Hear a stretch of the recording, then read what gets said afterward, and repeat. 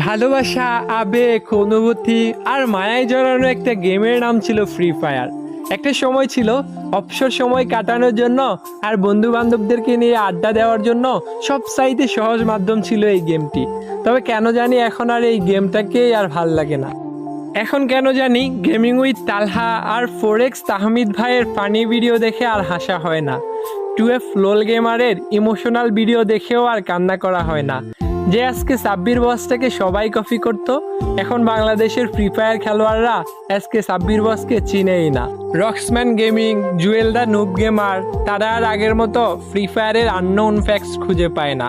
Free fire community নিয়ে এখন আর সাদিকুল ভাই আগের মতো রোস্টিং করে না। প্রো রুবেল আর বটলা নাহিদও আর এখন একসাথে গেম খেলে না। যেই নাইম আলম ভাইকে পুরো বিশ্বের মানুষে চিনত MP40 লিজেন্ড হিসেবে, সেই নাইম আলম ভাইকে এখন আর গেমে দেখা যায় না।